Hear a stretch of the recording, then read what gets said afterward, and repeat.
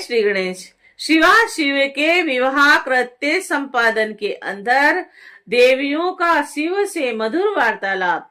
ब्रह्मा जी बोले, हे नारद, तदंतर शिव जी की आज्ञा से मुनियों के साथ परम प्रीति से शिवा शिव के विवाह के शेष कृत्यों का संपादन किया और उन दोनों के सिर पर आदर पूर्वक मांगलिक अभिषेक हुआ और ब्राह्मणों ने आदर के साथ उन्हें ध्रुव दर्शन करवाया। हे विपेंद्र, इसके बाद हृदया लभन का कर्म तथा बड़े महोत्सव के साथ स्वास्तिक वाचन हुआ और ब्राह्मणों की आज्ञा से शंभु ने शिवा के मांग में सिंदूर लगाया और उस समय गिरजा अत्यंत अद्भुत वर्णीय स्वरूपवती हो गई। तत्पश्चात ब्राह्मणों की आज्ञा से दोनों एक आसन पर विराजमान हुए और भक्तों के चित्त को आनंद देने वाली अपूर्व शोभा से संपन्न हो गए। हे मुने, तदंतर अद्भुत लीला करने वाले उन दोनों ने अपने स्थान पर आकर मेरी आज्ञा से प्रसन्नता पूर्वक सर्वस्व प्राशन किया और इस प्रकार विवाह यज्ञ के विविध संपन्न हो जाने पर प्रभु शिव ने मुझे लोककर्ता ब्रह्मा को पूर्ण पात्र का दान किया। तत्पश्चात शिवजी ने आचार्य को विधि पूर्वक गोदान दिया तथा मंगल प्रदान करने वाले जो अन्य महादान है उन्हें बड़े प्रेम से दिया और इसके बाद उन्होंने बहुत से ब्राह्मणों को अलग अलग 100 मुद्राएं, करोड़ों रत्न तथा अनेक प्रकार के द्रव्य दिए और उस समय सभी देवगण अन्य चराचर जीव हृदय से अत्यंत प्रसन्न हुए और जोर शोर से जय ध्वनि होने लगी और सभी और मंगल ध्वनि के साथ गान होने लगा और सबके आनंद को बढ़ाने वाली रम्य वाद ध्वनि होने लगी। और उसके बाद मेरे साथ विष्णु देवता मुनिगण तथा अन्य लोग हिमालय से आज्ञा लेकर प्रसन्नता पूर्वक अपने अपने निवास को गए। उस समय हिमालय के नगर की स्त्रियां प्रसन्न होकर शिवा और शिव को लेकर दिव्य कोहवर घर में ले गई और वहां पर वे स्त्रियां आदर के साथ लौकिकाचार करने लगी। चारों ओर आनंद प्रदान करने वाला महान उत्साह फैल गया और इसके बाद उन सब ने लोगों का कल्याण करने वाले उन शिवा को महादिव्य स्थान में ले जाकर प्रसन्नता पूर्वक लोकाचार किया। तत्पश्चात हिमालय के नगर की स्त्रियां समीप में आकर मंगल क्रम करके दंपत्ति को घर में ले गई और वह जय जयकार ग्रंथि बंधन खोलने लगी।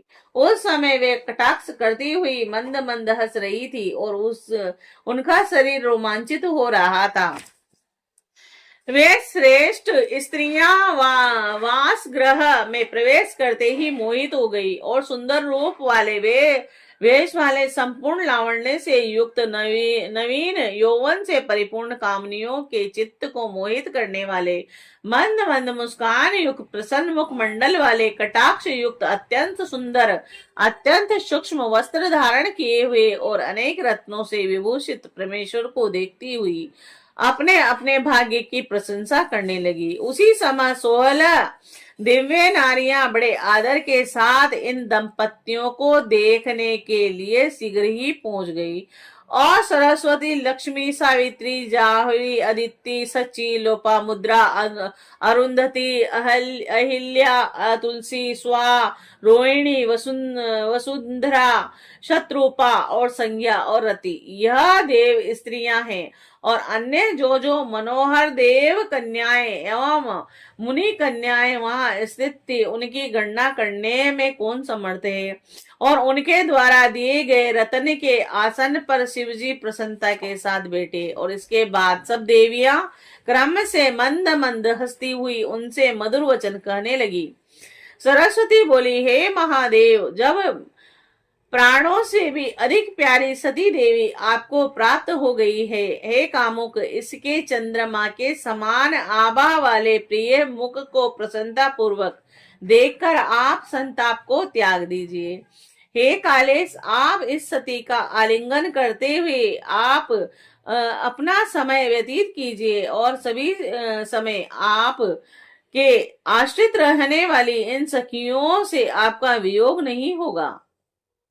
लक्ष्मी बोली, हे देवेश, अब लज्जा का त्याग कर सती को अपने वक्ष स्थल में स्थित कीजिए, और जिनके बिना आपके प्राण निकल रहे थे उनके प्रति कौन सी लज्जा।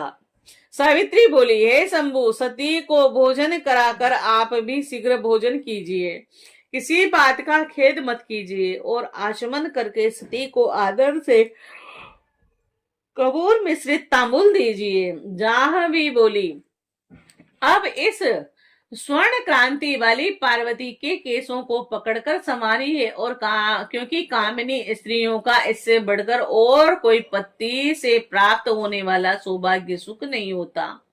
अदिति बोली, हे शिवे, आप भोजन के पश्चात मुख शुद्ध करने के लिए शंभु को अति प्रेम से जल प्रदान कीजिए, क्योंकि दंपति का परस्पर प्रेम सर्वथा दुर्लभ है। सची बोली, इसके लिए आप मोहवश विलाप करते हुए दर दर भटक रहे थे, उस शिवा को वक्ष स्थल पर धारण कीजिए, उस प्रिया के प्रति आपको लज्जा क्यों। लोभा मुद्रा बोली, हे शंकर, भोजन करके आप वास गृह में जाइए, और यह स्त्रियों का व्यवहार है, आप शिवा को तांबुल देकर शयन कीजिए। अरुंधति बोली, हे शिव, मैं आपके निर्मित पार्वती को देना नहीं चाहती थी, किंतु मेरे बहुत समझाने पर उन्होंने पार्वती को देना स्वीकार किया, अब आप इनसे अधिक प्रेम कीजिए। अहिल्या बोली, अब आप वृद्ध अवस्था को छोड़कर पूर्ण युवा हो जाइए, और जिससे कन्या देने वाली इस मेना को पुत्री दान से संतुष्टि प्राप्त हो जाए। तुलसी बोली, हे प्रभु, आपने पूर्व काल में सती का त्याग किया, इसके बाद कामदेव को जलाया, अब आपने पार्वती को प्राप्त करने के लिए हिमालय के घर वशिष्ठ को कैसे भेज दिया। स्वा बोली, हे महादेव, अब आप स्त्रियों के वचन में स्थिर हो जाइए, क्योंकि विवाह में स्त्रियों की प्रलग्नता और व्यवहार होता है। रोहिणी बोली, ए कामा शास्त्र विशारद, अब आप पार्वती की कामना पूर्ण कीजिए, आप स्वयं कामी हैं, अतः कामनी के काम सागर को पार कीजिए। वसुंधरा बोली, ए भावज्ञ, आप कर्मात स्त्रियों के भाव को जानते हैं। हे शंभु, स्त्री अपने स्वामी की ईश्वर भाव से निरंतर सेवा करती है, वह पति के अतिरिक्त अपनी किसी भी वस्तु की रक्षा नहीं करना चाहती है। शत्रुपा बोली, भूख से तड़पता हुआ व्यक्ति दिव्य सुख का भोग किए बिना संतुष्ट नहीं होता, अतः हे शंभु, जैसे स्त्री को संतुष्टि हो वह आपको वही करना उचित है। संज्ञा बोली, हे सखी, रतन दीपक जलाकर एकांत में पलंग बिछाकर और उस पर तांबुल रखकर परम प्रीति से शीघ्रता पूर्वक सेवा के साथ शिव को स्थापित करो। ब्रह्मा जी बोले, स्त्रियों के ये वे वचन सुनकर निर्विकार एवं मान योगियों के गुरु के भी गुरु भगवान शंकर जी उनसे स्वयं कहने लगे। शंकर जी बोले, हे देवियों, मेरे समीप इस प्रकार के वचनों को आप लोग न बोलें, आप सब पतिव्रताएं एवं जगत की माताएं हैं, और फिर पुत्र के विषय में इस प्रकार की चपलता क्यों। ब्रह्मा जी बोले, शंकर की यह बात सुनकर सभी देवियां लज्जित हो गई और संभ्रह के कारण चित्र लिखित पुतलियों की भांति चुप हो गई, और तदंतर मिष्टान ग्रहण कर आचमन कर प्रसन्न चित्त महेश ने पार्वती के साथ कपूर युक्त पान का सेवन किया।